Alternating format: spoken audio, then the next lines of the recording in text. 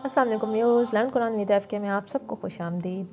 आज जो है हम आपको हमारा टॉपिक हैगा नून कुतनी का, वही हम आपको पढ़ाएंगे। देखें नून, जो ये नून छोटा सा नज़र आ रहा है ग्रीन कलर में, इसे हम क्या कहते हैं? नून कुतनी।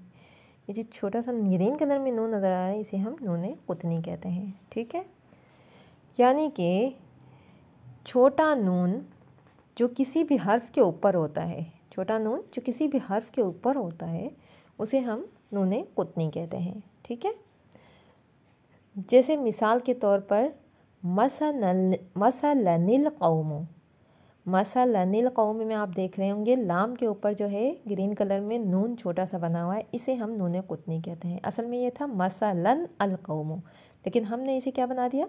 मसलनिल कौम।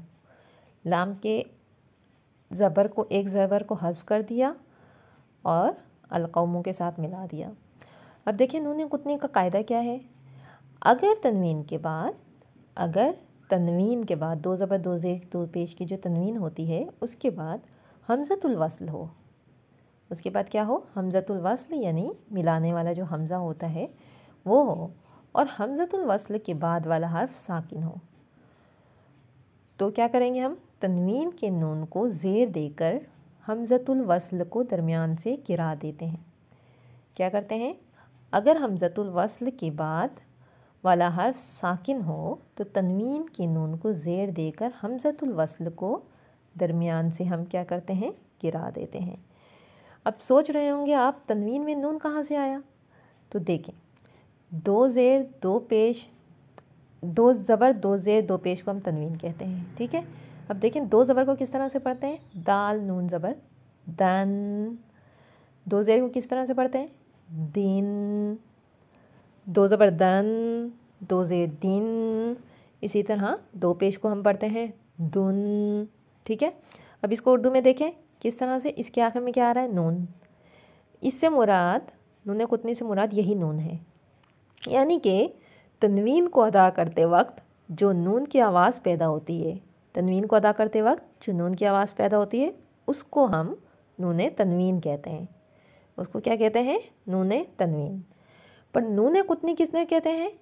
इसी नून तनवीन को जब ज़ेर देकर, इसी नून तनवीन को जब ज़ेर देकर अगले हर्फ में मिला देते हैं तो इसको नून कुतनी कहते हैं। और नून कुतनी के बाद जो होता है हमज़तुल वस्ल, वो गिर जाता है। यानी कि ये नून जो हम तनवीन में हमारे पास आता है दो ज़ेर दिन की शक्ल में, हम इसे ज़ाहिर करके हर्फ के ऊपर लिख देते हैं और उसको ज़ेर दे देते हैं। जैसे देखें खैरन अलवसिया, खैरन, इसमें नून वाज़े नहीं है लेकिन पढ़ने में आ रहा है खैरन अलवसिया। ठीक है, लेकिन हम इसको किस तरह से लिखेंगे? खैरनिल वसिया, यानी रन के नून को हम ज़ाहिर कर देंगे, रा के ऊपर एक ज़बर को हटा देंगे और नून के नीचे जो है ज़ेर दे देंगे, और अलवसिया के हमज़तुल वस्ल को हम हटा देंगे। इस तरह से पढ़ेंगे खैरनिल वसिया, खैरनिल वसिया। ये पढ़ने में आएगा। ठीक है, लिखने में इस तरह से हमारे कुरान पाक में नहीं होता। ठीक है, अब देखें इनकी और मिसालें। लुमज़तिन अल्लज़ी, लुमज़तिन पे आयत ख़त्म होती है, अल्लज़ी से फिर दूसरी आयत स्टार्ट होती है, लेकिन इसको वस्ल की सूरत में किस तरह से पढ़ेंगे? लुमज़तिनिल्लज़ी, यानी ता के नीचे एक ज़ेर को हटाकर उसकी जगह पे नून तनवीन को ज़ाहिर करेंगे और उसके नीचे ज़ेर दे देंगे, तो ये हम नून कुतनी बन जाएगा। और अल्लज़ी के हमज़तुल वस्ल को हटा देंगे, लुमज़तिनिल्लज़ी। ठीक है, इसी तरह देखें नुफूरन इस्तिकबारन, रा दो ज़बर रन, इस्तिकबारन हमज़तुल वस्ल। ठीक है, ये अलग अलग हम पढ़ रहे हैं। नुफूरन इस्तिकबारन, वस्ल की सूरत में किस तरह से पढ़ेंगे?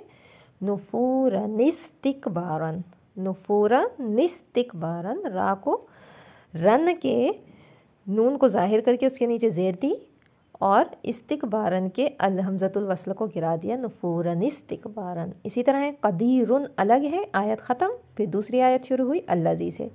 इसको हमज़तुल वस्ल की सूरत में किस तरह से पढ़ेंगे?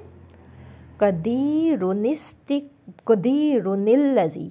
क्या पढ़ेंगे? कदीरुनिल्लज़ी, यानी रा के ऊपर एक पेश को हटा देंगे रुन होता है ना, तो नून तनवीन की नून को ज़ाहिर करके उसके नीचे ज़ेर देंगे और अल्लज़ी के हमज़तुल वस्ल को हटा देंगे।